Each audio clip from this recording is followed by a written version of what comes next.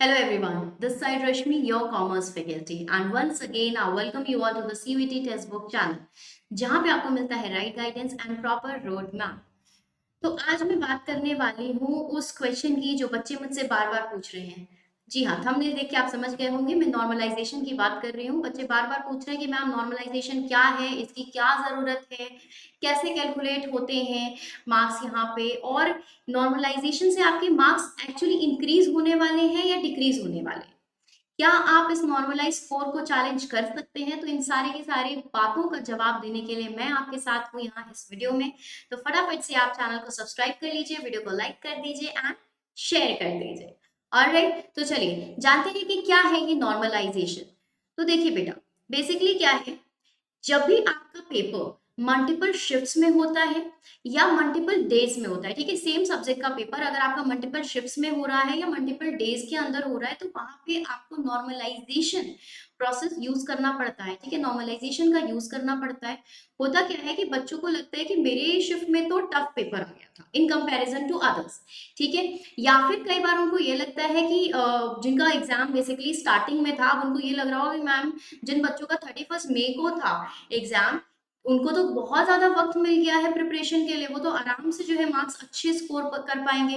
तो जो कॉन्फ्लिक्ट, जो मिसअंडरस्टैंडिंग, जो कॉन्फ्लिक्ट की सिचुएशन अराइज हो जाती है दिमाग में बच्चों के, इन सारी परेशानियों का सॉल्यूशन क्या है, वो है नॉर्मलाइजेशन। ठीक है, बच्चे फील करने लगते हैं कि मैम हमारे साथ तो क्या हो गया, इनजस्टिस हो रहा है। ठीक है, हमारे जो है शिफ्ट में, बेसिकली जो है हमारे शिफ्ट में ज्यादा टफ क्वेश्चंस आ गए थे, ज्यादा टफ था हमारा शिफ्ट का paper in comparison to others, बाकी सबके तो इजी थे। तो इन सारी जो प्रॉब्लम का सॉल्यूशन है वो एक ही है, दैट इज नॉर्मलाइजेशन। ठीक है बच्चे, तो याद रखिए कि जहां पर भी आपके पेपर्स मल्टीपल शिफ्ट्स में होंगे या मल्टीपल डेज में सेम पेपर्स अगर आपके हो रहे हैं, तो वहां पे नॉर्मलाइजेशन प्रोसेस जो है वो किया जाता है, ताकि फेयरनेस, इक्वालिटी, यूनिफॉर्मिटी मेंटेन की जा सके, किसी भी बच्चे के साथ इनजस्टिस ना हो।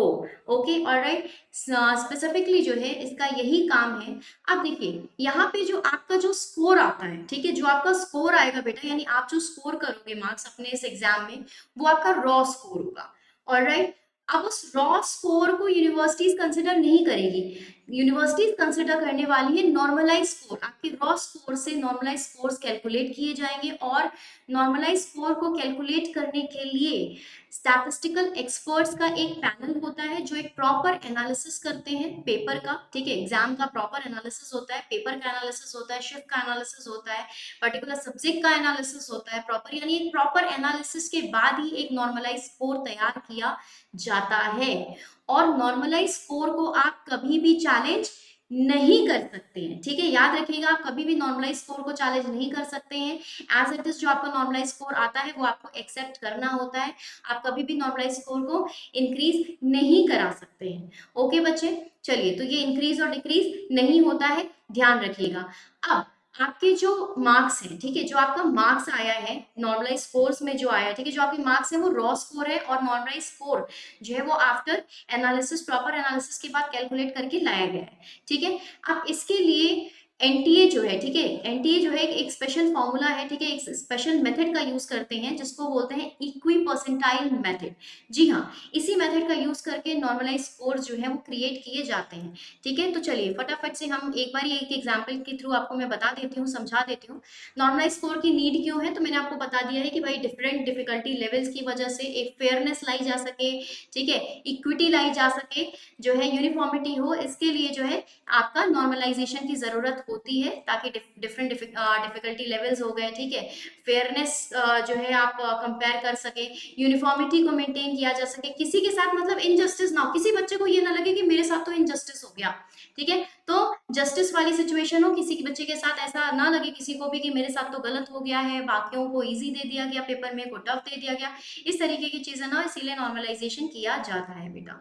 ठीक है, चलिए अब हम समझते हैं कि क्या है ये रॉ स्कोर, क्या है ये आपका नॉर्मलाइज स्कोर। ठीक है, देखिए बेटा, अब सपोज कर लीजिए, ठीक है, सपोज कर लेते हैं, मान लीजिए कि आपका 250 का पेपर है। अब इस 250 में से आपके जो मार्क्स आए हैं वो आए हैं 210। ठीक है, यानी आपने जो मार्क्स ऑब्टेन करा है वो है 210। तो आपका जो ये मार्क्स है, ये है आपका रॉ स्कोर। ठीक है, ये आपका है रॉ स्कोर बच्चे। ठीक है, अब ये रॉ स्कोर से क्या होगा, रॉ स्कोर से नॉर्मलाइज्ड स्कोर कैलकुलेट किया जाएगा। ठीक है, नॉर्मलाइजेशन प्रोसेस के थ्रू, नॉर्मलाइजेशन प्रोसेस के थ्रू क्या है, नॉर्मलाइज्ड स्कोर आप कह सकते हैं कैलकुलेट किया जाएगा। ठीक है, ओके, और यही जो आपका नॉर्मलाइज्ड स्कोर होगा, ये वाला क्या है, ये एक्सेप्टेड होगा बाय द यूनिवर्सिटीज, ये एक्सेप्टेड होगा बाय यूनिवर्सिटीज फॉर एडमिशन। ठीक है, यूनिवर्सिटीज के द्वारा यही आपका नॉर्मलाइज स्कोर जो है ये एक्सेप्ट होने वाला है, आपके रॉ स्कोर से कोई भी लेना देना नहीं है। ठीक है, और इस नॉर्मलाइज स्कोर को कैलकुलेट करने के लिए जो फॉर्मूला यूज होता है वो है equi percentile, equi percentile method. ठीक है, इक्वी परसेंटाइल मेथड का यूज करके जो है आपके नॉर्मलाइज स्कोर्स को कैलकुलेट किया जाता है। बेसिकली अब हम जान लेते हैं कि करते कैसे हैं, नॉर्मलाइज स्कोर निकालते कैसे हैं। तो अब जिन भी बच्चों के मार्क्स, ठीक है, जिन भी बच्चों के मार्क्स 210 आए हो या फिर लेस देन 210 आए हो, ठीक है, 210 आए या 210 से कम आए बेटा, उसको ऊपर रख लेंगे।